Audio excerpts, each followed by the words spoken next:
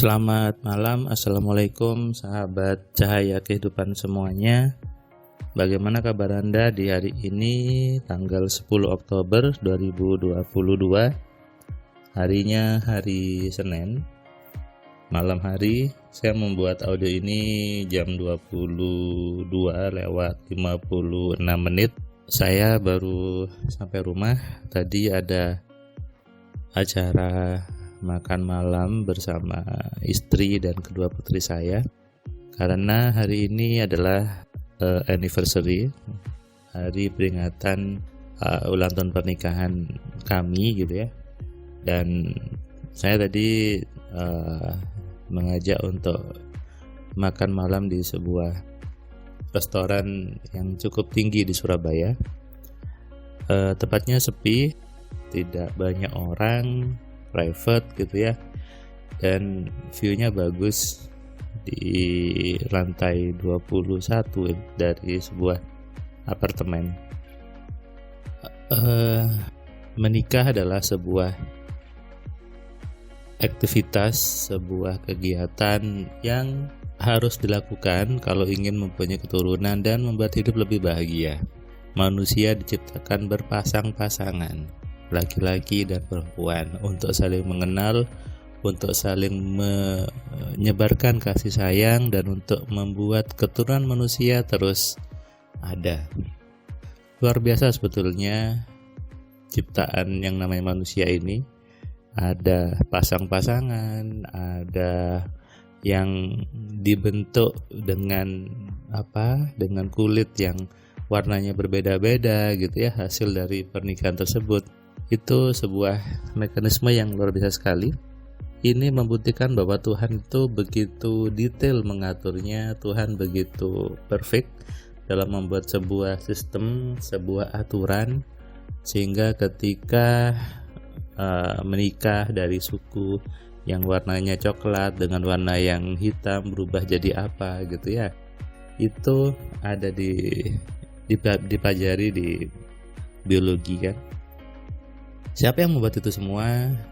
Tentu ada pembuatnya.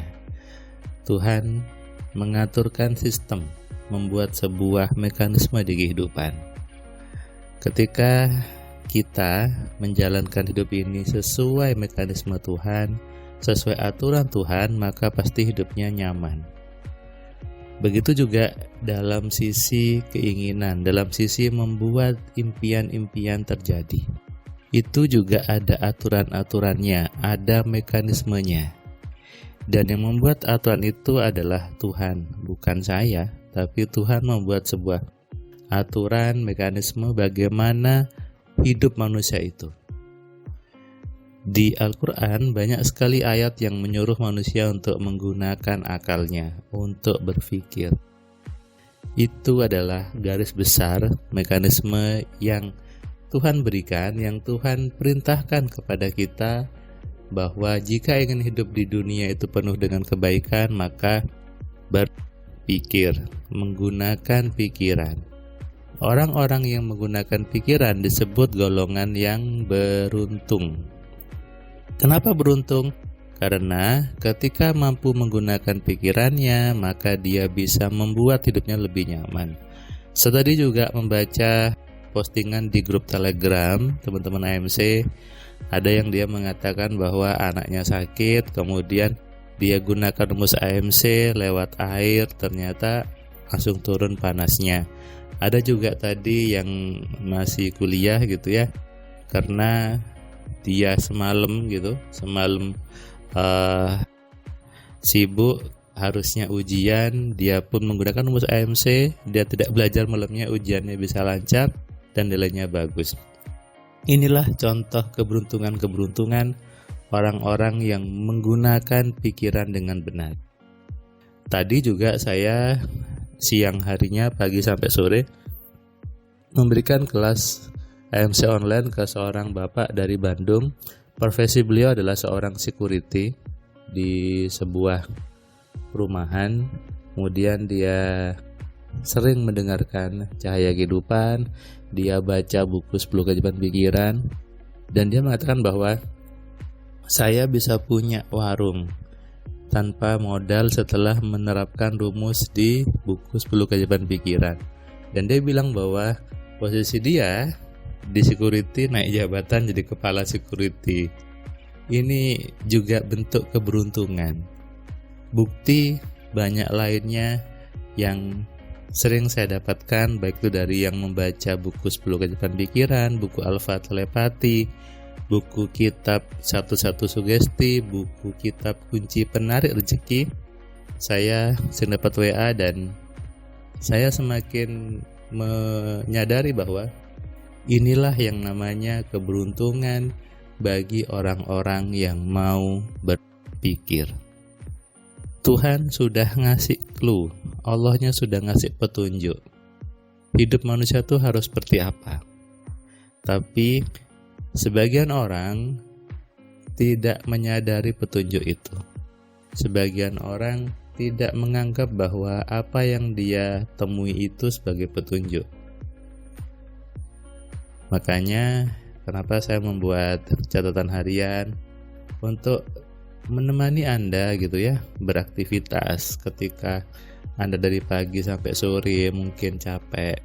Lalu malam hari dengarkan catatan harian pakai headset supaya lebih meresap ke diri Anda, supaya lebih mudah gitu ya Anda memahaminya. Dan mungkin Anda bisa buat juga notes-notes, Anda bisa tulis gitu ya apa yang bisa Anda dapatkan dari materi-materi saya ini, dan Anda bisa catat supaya apa? Supaya Anda punya panduan untuk membuat hidup jadi lebih baik. Keberuntungan sebetulnya bukan takdir, bukan juga kelebihan, bukan juga karena dia orangnya sudah berpuasa dan sebagainya, bukan. Keberuntungan itu adalah diciptakan dari manusia itu sendiri, bukan dari siapapun ya, tapi dari manusia itu sendiri. Tadi juga ketika saya makan malam, karena tahu itu acara anniversary sama si restorannya dikasih bonus, ada kue sama buah gitu ya. Padahal saya tidak memesan tapi dikasih bonus seperti itu. Itu juga sebuah keberuntungan. Banyak hal lagi bukti bahwa orang-orang yang mau berpikir itu pasti beruntung. Nah, berarti di sini ada relasi bahwa jika ingin hidupnya beruntung, maka harus mau berpikir. Harus mau menggunakan pikiran dengan benar.